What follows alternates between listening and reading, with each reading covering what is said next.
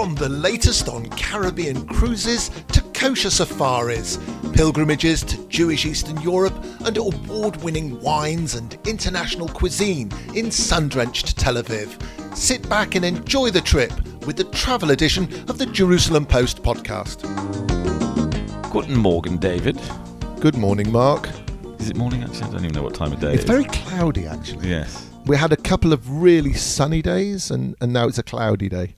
Here's the weather forecast brought to you by the Jerusalem Post podcast travel edition. For those of you listening to this in about 2 months' time, it will be lovely and sunny over Berlin. We live in Israel, and there the weather is pretty predictable. Okay, there are rainy days, but you pretty much know when they're coming. Because even when they give you the weather forecast in Israel, they don't even tell you the temperature. They go, it's slightly warmer than average, or it's colder than average. Yeah. That's the weather forecast. Hot. And obviously, we've been to places like Dubai where it's crazy hot. But in Berlin, one of the conversations we've had is, you're very lucky with the weather when you're here. You know, and as Brits originally, we're used to the Northern European. We're not quite sure what the weather's going to be. Do I need my raincoat? Should I bring an umbrella? Yeah. But it's been pleasant this weekend. It's warm, which means that some of the things that we're going to be doing in this particular podcast are going to be just fine. Heaven help us. Yeah. More on that a little bit later on. As we said in our last Berlin podcast, we're going to try and do something sustainable while we're here. It's very important to the German National Tourist Office that we try and promote sustainable tourism. So just to remind you of the pledges we made, I pledged that for this trip, I'm only going to eat vegetarian food, no fish, no meat. And apparently, I'm only taking public transport, and that does not include taxis. And I'm not changing my clothes for the whole trip. It's a good job it's only a short trip. Thankfully, we're not at the last day of the trip because David would be standing further away from me. So those of you who didn't hear our recent podcast on Berlin, and we suggest you go back into our archives to so do, we looked much more at Jewish and Israeli Berlin. Today, we're looking at New Berlin. We will be going to a couple of new museums that one I think has recently opened. One in the last couple of years is very, very popular and gives you a feel for Berlin of days gone by. We're going to do something a little bit different and related to popular American culture. And as Mark likes to say, we'll be going a little bit, in fact a lot, out of our comfort zone. More on that in a few minutes. We want to draw your attention to a fabulous place that we have eaten at.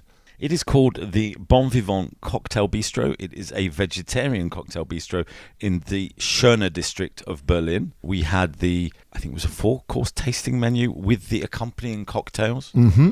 I would highly recommend this place. Absolutely. Great food, full of invention, impeccable service, and attention to detail, which we really enjoyed. Have you got a quiz question, David? I may very possibly have. Would you like to share it? I would. Berlin's population, as far as I know, is about 3.5 million folks. At least that's what we were told. Paris's is far larger. And yet, Berlin as a city is much, much, much bigger than Paris, which came as a surprise. So the question is, how many times larger is Berlin than Paris? Oh, that's a good one. It's one I don't even know. Oh my gosh, There's something Mark doesn't I don't know. The answer at the end of the pod, which we hope you will enjoy. This is the Jerusalem Post Podcast Travel Edition. Find us on Facebook, Instagram and Twitter at MarkDavidPod or mail us at markdavidpod@gmail.com.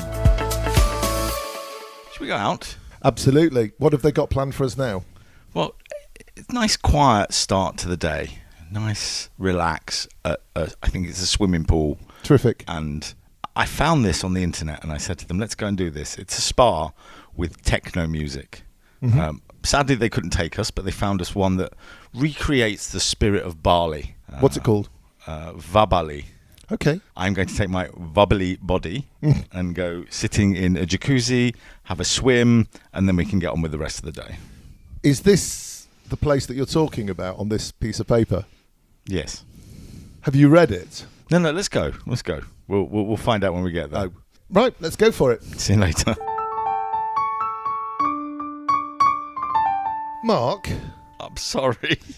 Mark, have you ever actually read something online before? Like all of it, or do you just look at the first line and that's it? No, I did point out to you that when we went to the one with the techno music, just in the sauna, it said you're going to have to be naked. So I thought, fine, we'll not need clothes in the sauna. I didn't read the small print on this one. Mark, and I'm half sorry, but I'm not completely sorry. Mark, where it says textile free. So I thought, textile free, there's got to be some sort of green, sustainable plus to that. Which is something we're trying to do while we're here, is being good boys and girls. Yeah, I didn't quite get what that meant. We get to Verbali and a gentleman on reception says to us, I need to tell you the rules of the house. That again, it's textile free. We go into one of the beautiful changing rooms, there are lots of them, and we suddenly begin to understand what textile free actually means. The changing rooms were mixed. Yeah, no one's wearing anything here. Anyway, the way it works is when you're in the sunbathing areas and so on, it's clothing optional. However, any of the wonderful pools, there's a large swimming pool, a plunge pool, a hot tub, and a variety of other things. Saunas, steam rooms, treatment rooms. You're in the all together. And we did it. Yes. Mark and David have been nude bathing, nude hot tubbing, and it was okay. Yeah, I was nervous when we went hot air ballooning, but I got over that.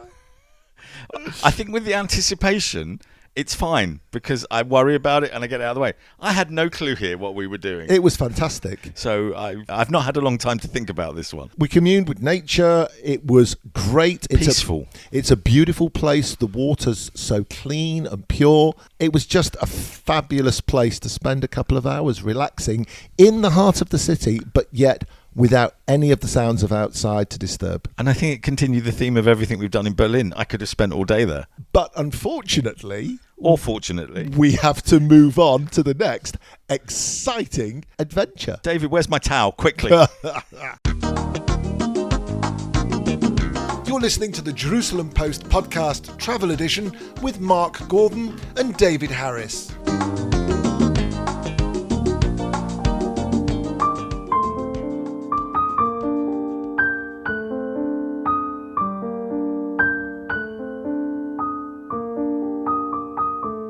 Onto the tram, off the tram, through the Brandenburg Gate, which is one of the iconic symbols of Berlin. We're not really going to focus on that. We've walked over to the Berlin Holocaust Memorial. It's confusing, to say the least.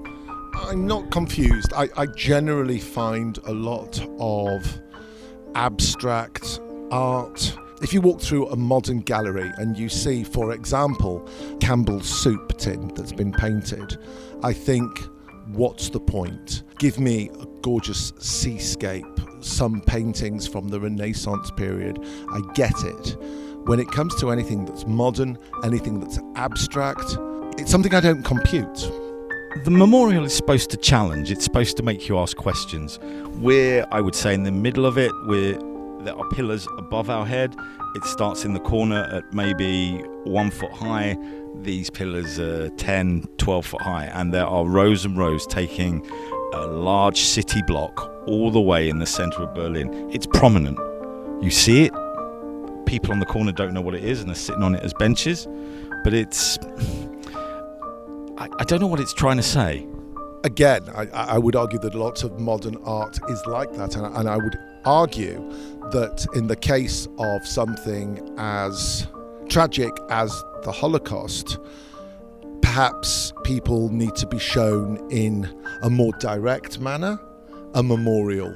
So, for example, I know one of the things that you have found very emotional travelling around Europe outside various railroad train stations are the statues that are a memorial to the Kindertransport. But there you really see what it is. There are statues of children holding suitcases, ready to make the journey out of Germany and places around this area. And I think leaving people to ask questions, they might not know what questions to ask and where to find the answers. I suppose my hope is that people look at this and go, what is it? And then it takes them to read, what is the Holocaust? What happened? It gives them that question. It's certainly impressive, but it's very See, I can't even think of the word to say what it is. So we're presenting to you in this particular podcast the new Berlin, and this really is part of the new Berlin. This is something, of course, that sprouted after the wall came down, and the wall was so close to where we are right now, just across from the Brandenburg Gate.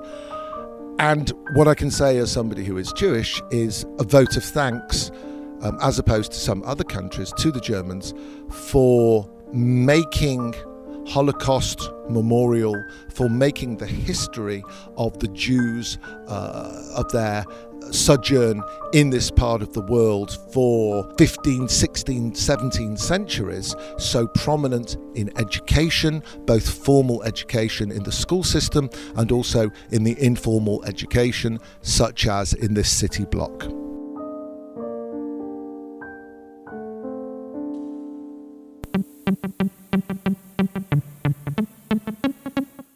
Mark, you're probably just about old enough to remember the 1980s. Were you a Knight Rider guy or a Baywatch guy? Baywatch. Well, here in Germany, the star of both of those shows, David Hasselhoff, is celebrated, in fact, arguably has the highest cult status in both Germany and Austria, and for neither of those two TV shows. Shall we go and find out why? Yes.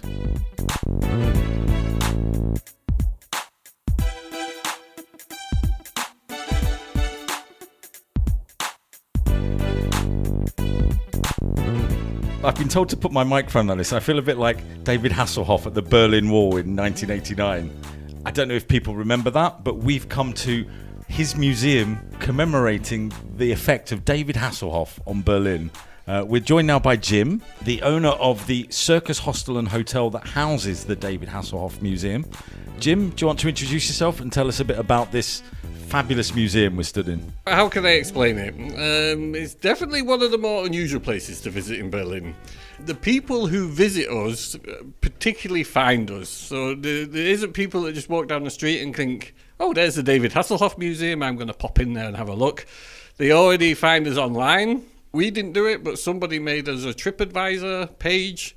I think we ranked of something like 250 out of 1,000 things to do in Berlin, which, considering where we're stood at the moment, is quite high, I would imagine. Let me explain. We've come through the entrance to our hostel. There are no signs that on the outside. Apparently, if you look up, you can see something small.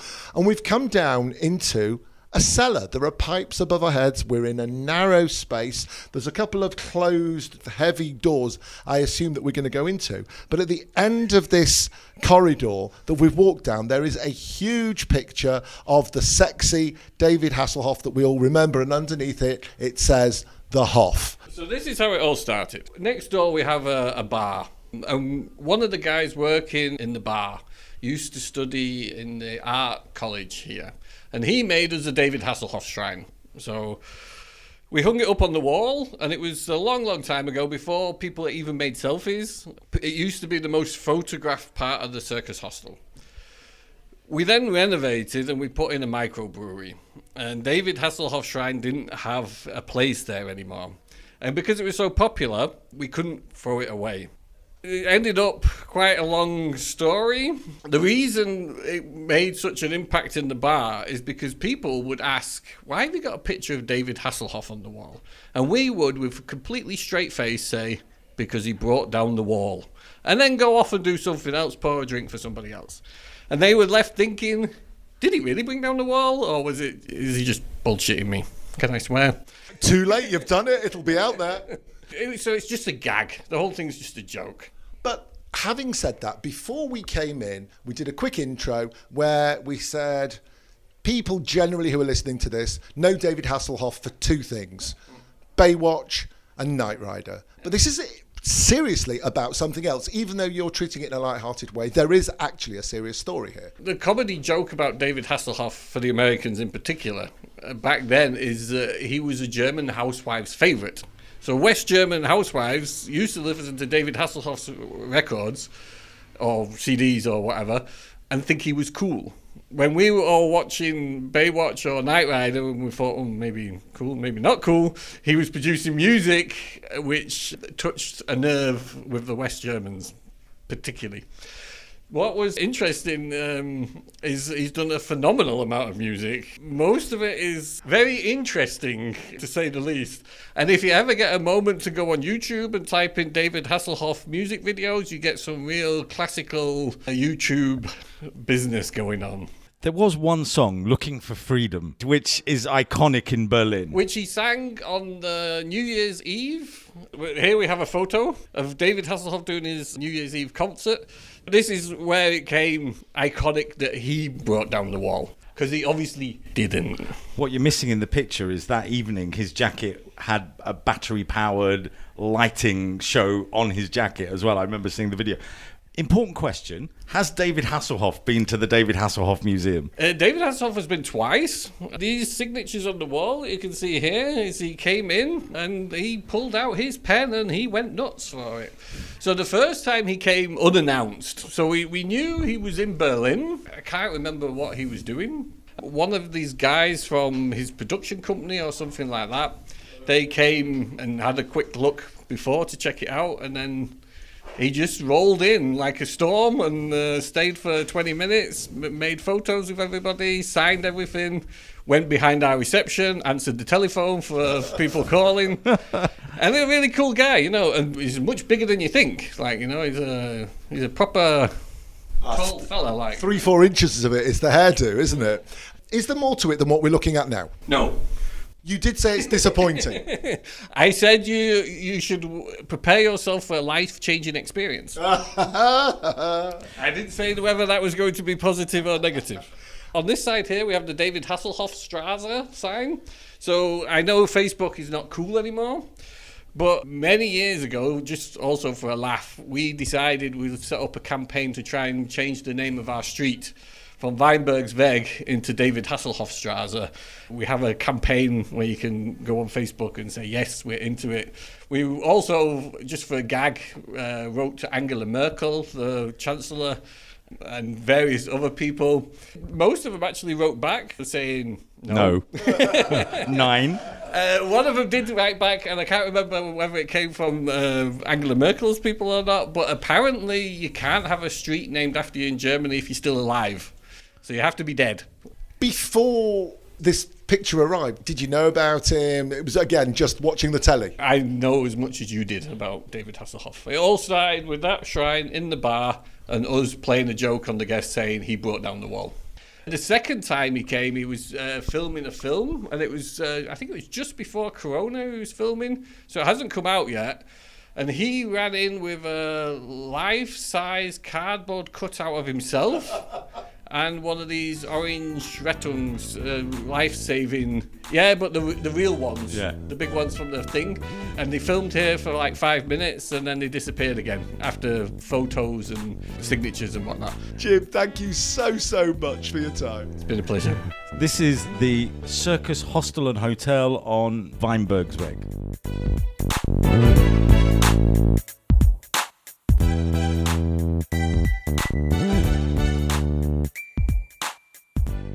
You're listening to the Jerusalem Post podcast Travel Edition with Mark Gordon and David Harris.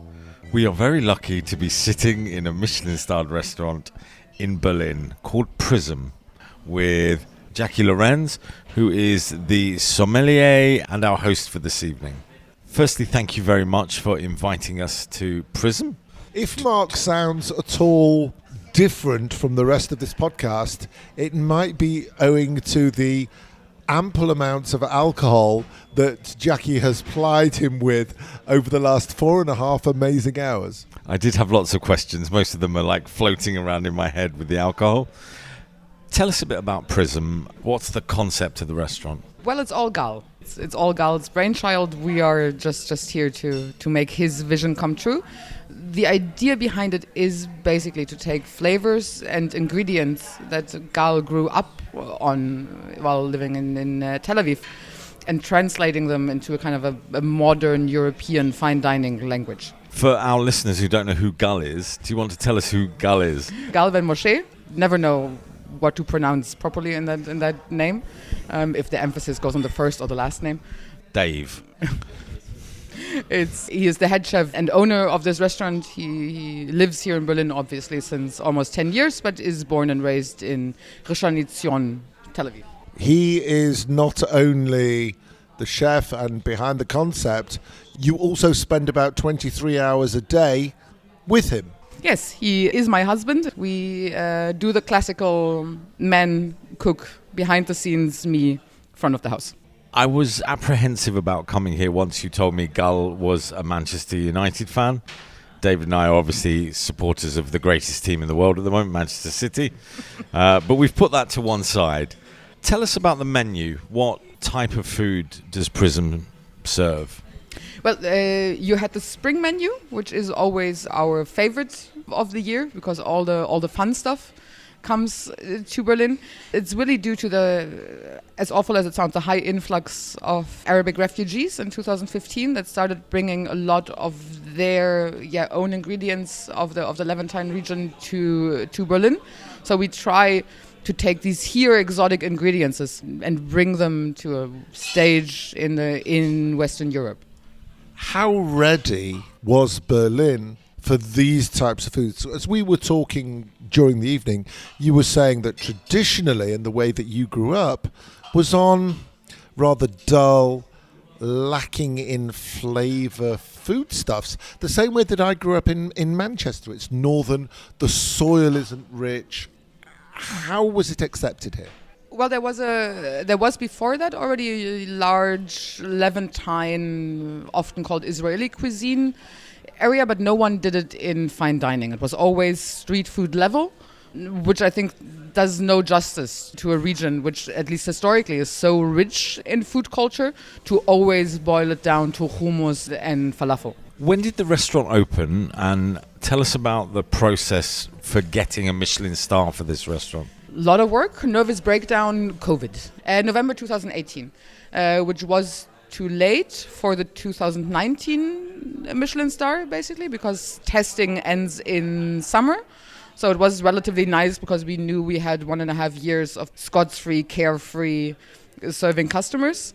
But we always saw us as a Michelin-starred restaurant. We thought that's what we deserve.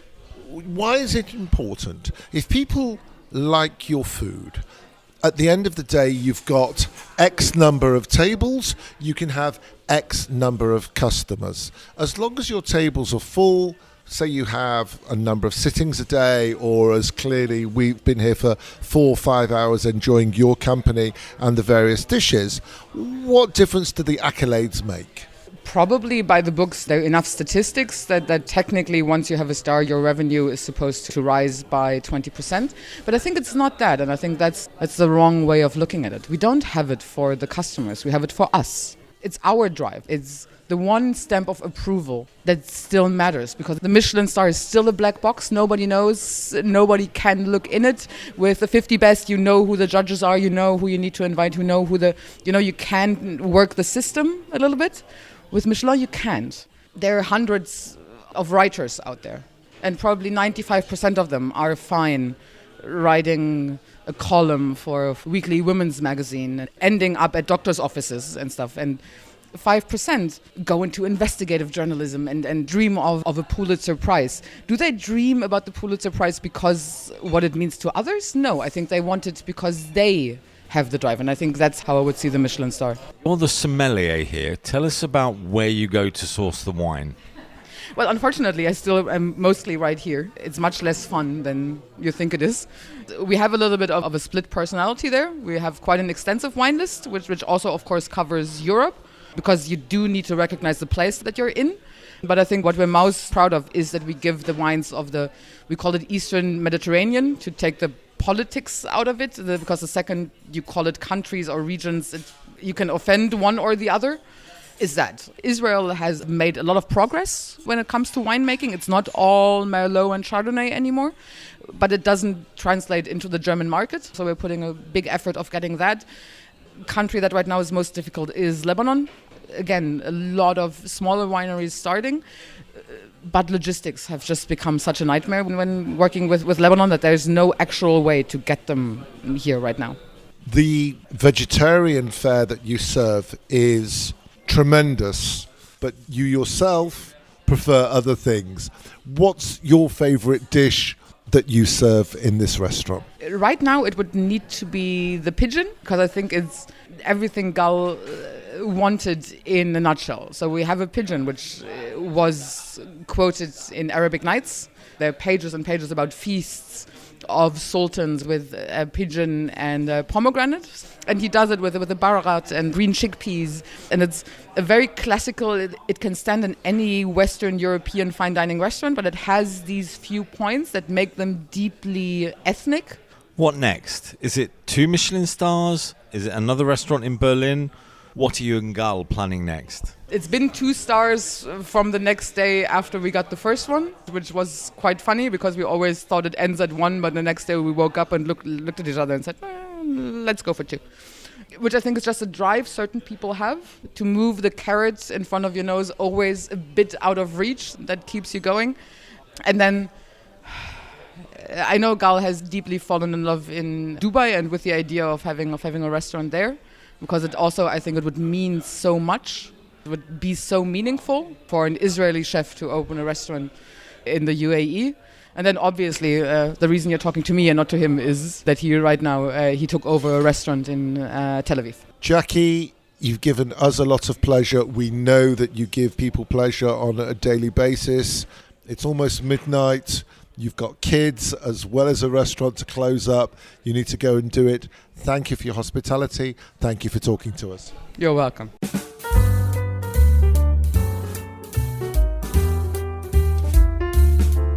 Berlin Fact File.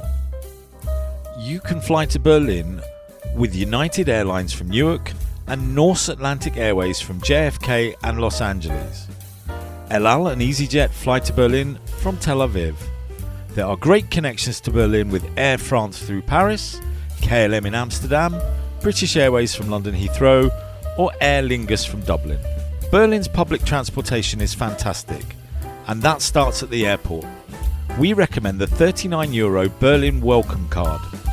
Ours was valid for 72 hours on all public transport, including the train from the airport and city trams, buses, trains, and underground. We stayed at the delightful Romy by Amano. Of course, there are hundreds of hotels of all classes throughout the city, alongside homes to rent. Hotel chains represented in the city include the Kempinski, Crown Plaza, Sheraton, Best Western, Hilton, and Ritz-Carlton.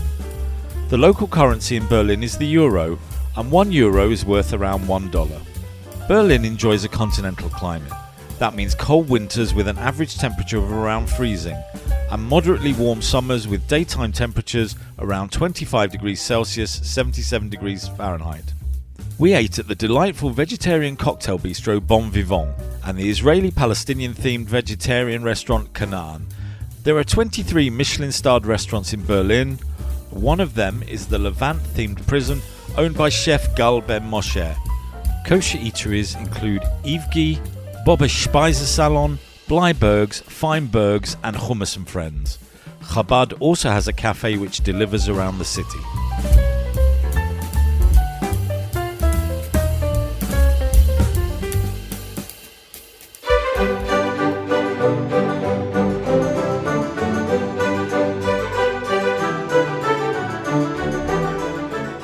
We're in a place called the Humboldt Forum. It's brand new. It opened online during COVID and over the last months has opened its doors for the first time. It is a massive, massive space with 30,000 square meters of exhibits and places that you can study, learn, understand, hear concerts. But this is also the site of much of Berlin's history. The site is on Museum Island, an island created by 2 branches of the Spree River. It's not the only museum on the island. There are 5 or 6 other museums. It was essentially a swamp, and over the hundreds and hundreds of years of Berlin, this island has developed into a home for palaces and museums. Around 600 years ago, in the 15th century, this was the Berlin Palace of Friedrich I, and it survived for many years until World War II. It had been largely an abandoned area. From the pictures that we saw, the black and white film and so on, there was lots of crumbling. I mean, if you see any palace that has not been well maintained, or any building, you'll see that there are cracks, there are crumbles, there was rubble out front. And so in the early 1950s, in the communist period, a decision was taken. Yes, the leader of the East German Communist Party, Ulbricht, decided that rather than have this Baroque palace standing, a symbol of the former republic, it would be dismantled over a period of 4 or 5 months and become a parade ground for the East German army, the East German Communist Party, kind of like Red Square. Mm-hmm. And then in 1976, his successor Erich Honecker decided that what they needed was a palace of the people, a palace of the republic, and a asbestos-filled monstrosity was started in 1972 and stayed open until 1990. And interestingly, because we've mentioned that this is a cultural place and museum, when we were looking at images of videos of what actually happened in here, it wasn't that dissimilar in that there were concerts here, there were rock bands performing here. I mean, we saw some of the names of people from the West who performed over in this part of the world. There was the James Last Orchestra, there was Kenny Ball. Certainly people in Britain will be familiar with. As you walk through, parts of the history of this building have been brought into the new building, both the previous palace in 1950 when the building was destroyed. A number of the statues and a number of the parts of the building were kept and put in museums elsewhere in East Germany and have now been reintegrated back in the building. But at the same time, the Italian architect Franco Strella has built a modern facade to the Humboldt Forum, both on the outside by the River Spree, but also on internal walls within the building. So we're in the rear courtyard, which on 3 sides is a brick for brick, stone for stone recreation of the original palace. And on the 4th side here is modern urban facade. We've been here for, sadly, just an hour and managed to walk around a small portion of the museum without actually entering any of the museums that are held inside the Sculpture Palace, the Berlin Museum, there's the Humboldt Labs. There are 8 or 9 permanent exhibitions as well as temporary exhibitions, and more exhibitions opening up this September. If you do come to Berlin, Museum Island is highly recommended, even if you're just going to wander around the outside of the building, but entry will be free. In addition to seeing this building, the cathedral next door and the other museums, there's a lovely view of the river, and from just across the bridge you can take a river cruise up and down the Spree.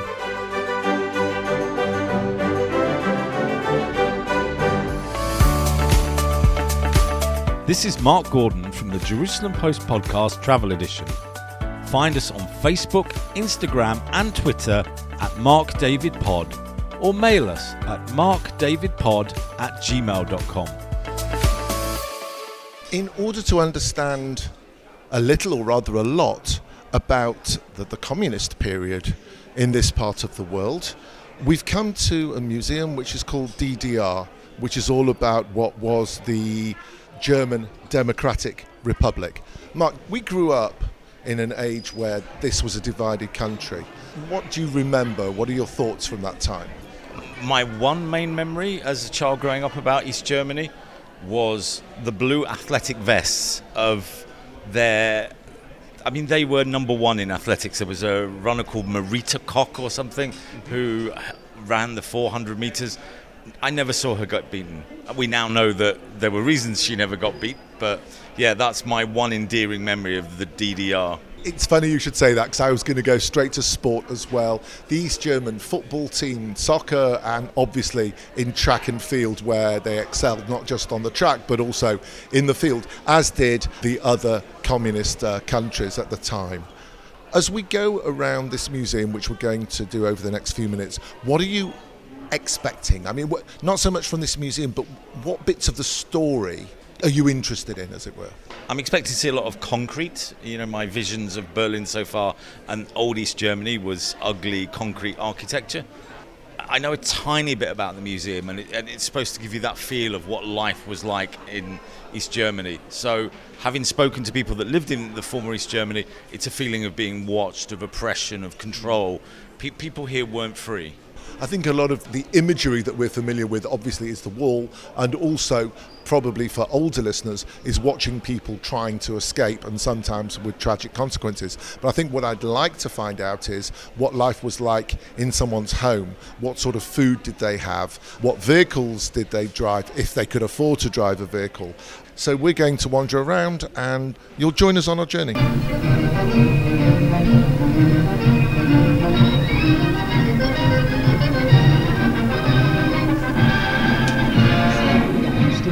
Über die Bedeutung eines Vertrages zum Verbot der Anwendung chemischer Waffen, ihrer Entwicklung, Produktion und Lagerung. We've walked through the museum. It's fairly compact, but there is so much to see in such a small space. We are in a typical East German living room. I'm guessing, where would you say, 1970s, 1980s? It's actually very difficult to date it because there's this vision that East Germany was behind, but everything here is pre-1990. If you're younger than 35, the whole exhibition is historical. I'd say it's 80s. It's kind of familiar to my childhood. It's very Formica, colour TV, but definitely an old set, a rotary telephone. What I did notice over there is the drinks cabinet, where there's some very nice East German Cabernet circa 1980. You were talking quite a bit about food, which you often do, but in this case, sort of comparing the offerings here to what you and I grew up with. We discussed this when we were out in a Michelin-starred restaurant.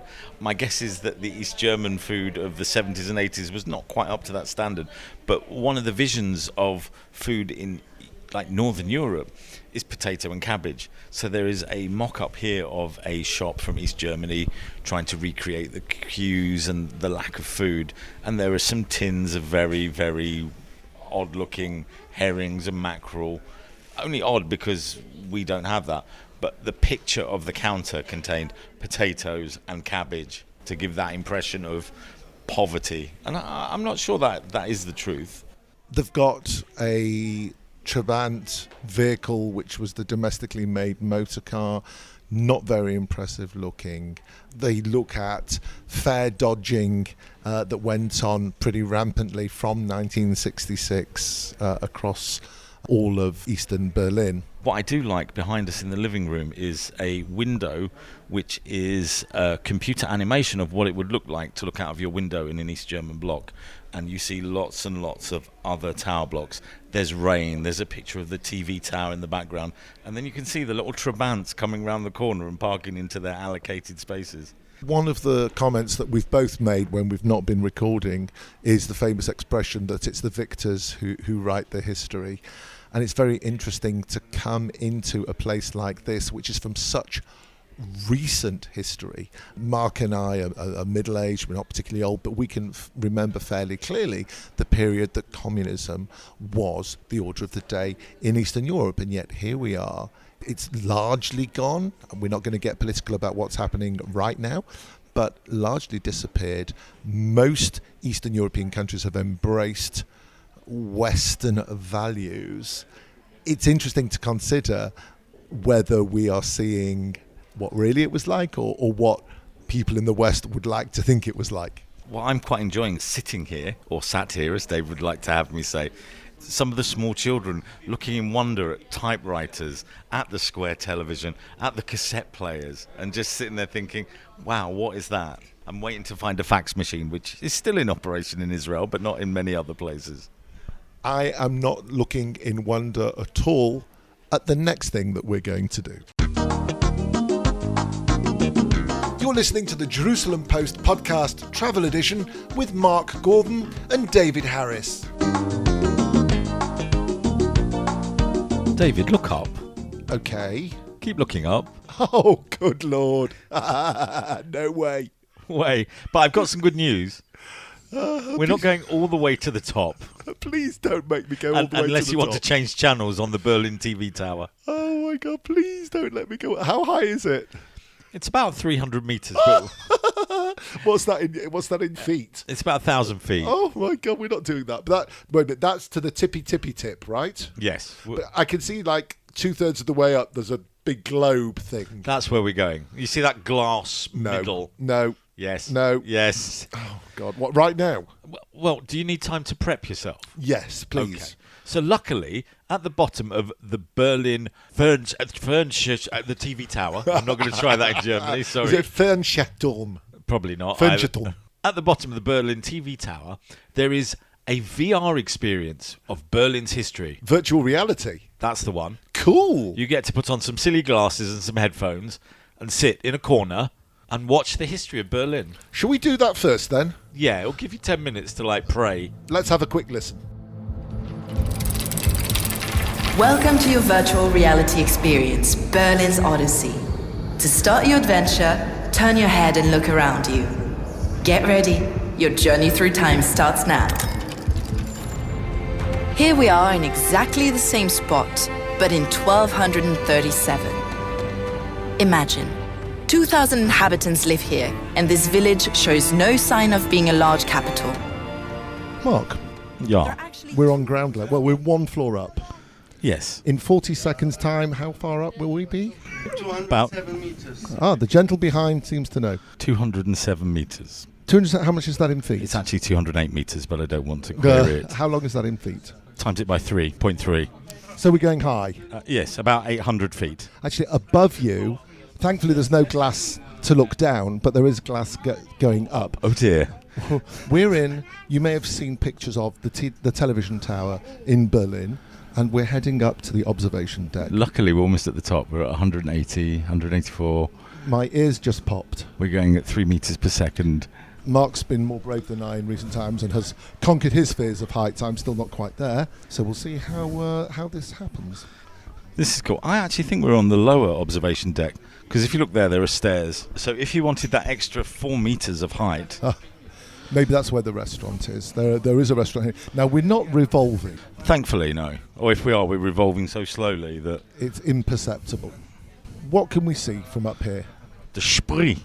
And there are some shops next to it called the Shopping Spree. Oh, dearie me, you've been practicing that line all day. There's also the cathedral. There is down there the Humboldt Forum that we were talking from just a few minutes ago.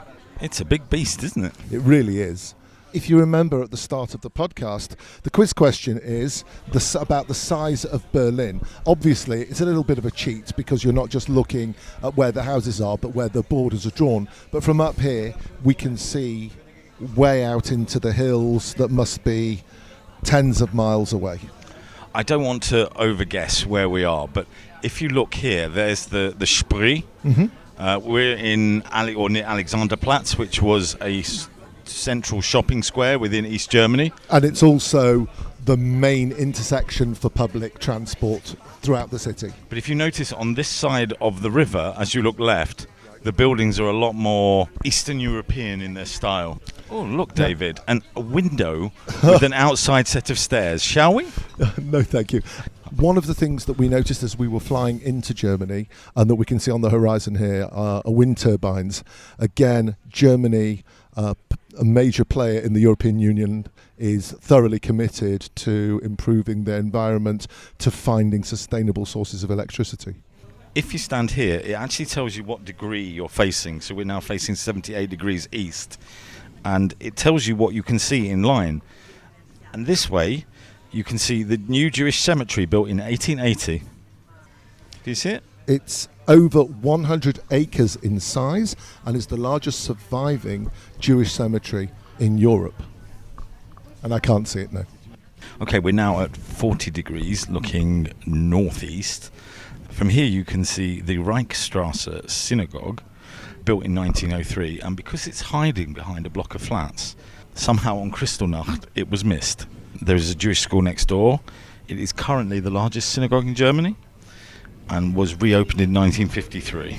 Many of the streets here are beautifully laid out, are super straight, and so from this vantage point it's possible to see all sorts of things. And what's probably a mile away from here is a golden dome with a Star of David on it, which is the new synagogue that Mark and I visited a short while ago. We are now at 312 degrees facing northwest. From here I can see the central station and the Romy Hotel. And I can see the receptionist at the Romy Hotel waving, saying, David, you've left something in your room. We're now looking in the direction of two of the most important symbols of Germany in the 20th century and into the 21st century. In the case of the Reichstag, which is the home of the German parliament. It wasn't used, of course, during the separation between the two Germanys, but in 1999, once again, it became the official seat of the German parliament, and it's a classical building, but topped with a tremendous dome, which can be seen from many parts of the city. Additionally, in this direction, and so far I haven't seen it, is the Olympic Stadium. Can you make it out? It's just at the back of the park. That's where the Olympic Stadium is, obviously where Jesse Owens made such a statement. In 1936? Yes. Not only does the tower include an observation deck, it also includes a restaurant, and that is where we're headed now. Mark, I've often wondered how revolving restaurants worked, and whenever I've looked up at TV towers, I've never seen the whole thing moving round, and this is the first time I've actually been in one because, as you know, I'm scared to come up. Can you explain how it works? Well, I always thought the whole floor moved as well. Yeah. So what's happening is there's an outer ring to this restaurant and it's revolving, and then there's an inner ring that's there where the staff work. Yes. So we're actually moving past the dessert area at the moment. Yes. So in about an hour, when we come back again, we can order dessert. So one of Mark's ideas was on the outer side where the glass is, there is a fixed panel. So Mark thought maybe he'd put his phone down there and see if it would still be there in an hour when we get back to the same place. I was told Berlin was a very honest city, so you can feel safe leaving things there. We are at the end of our trip to Berlin. It's been a fantastic time. Let's do the thank yous. Firstly, thank you to Katerina, to Joyce, and to Alexandra from Visit Berlin for putting together such an amazing schedule. Goldie, thank you so much for getting us here, hopefully getting us home. Goldie is the representative of the tourism wing of the German government in Israel. A big thank you to the Romy by Amano Hotel again for hosting us. Of course, our thanks go to all the folk at Prism, the restaurant. At Verbali, the spa. Thank you for, well, nothing. Yes, no textiles. Absolutely. But they did give me a towel. Didn't need to be a big one, thankfully. It was great. Thank you to the lovely people at the Humboldt Forum, the DDR Museum. And thank you to all of you for listening. But before we go, we've got our usual messages and requests. If you've enjoyed this podcast or any of our other podcasts, subscribe. If you've not heard all of our other podcasts, I recommend going back to 1 or even episode 2 or 3 or 4, all the way up to 30-something. There's enough to keep you going on a good commute for a month or so. Subscribe.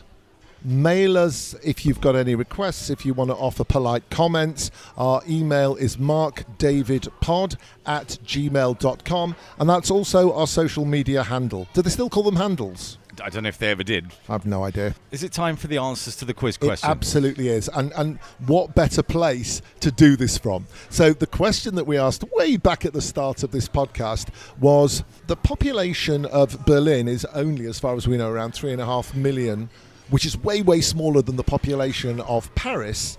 But Berlin is much, much larger than Paris. How many times larger?